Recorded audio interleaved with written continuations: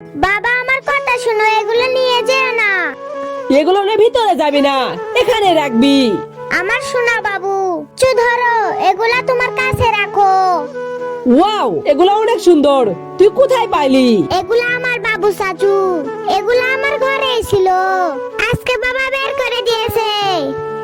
Aunty দেখো আমি কি নিয়ে এসেছি। আরে অনেক সুন্দর তো। দাঁড়াও আমি আরো আনতাছি। আরে আরো দুটো নিয়ে আসিছে, এসব কেন আনতেছো? বাবা রাখতে দিবে না।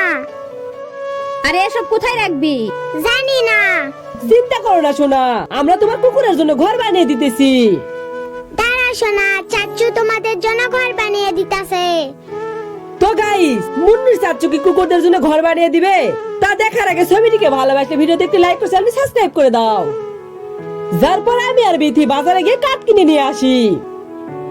এখন কাঠ কোথায় রাখি? এখানে রাখো। হ্যাঁ চলো।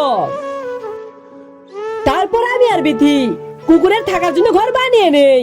এখানে কুকুর থাকার জন্য ঘর ভালো হয়েছে। কিন্তু মুন্নি কোথায়? তুমি মুন্নিকে খুঁজে নিয়ে আসো, আমি রান্না করি। মুন্নি তোমার সোনাদের ঘর হয়ে গেছে, চলো এবার খাবার খাই।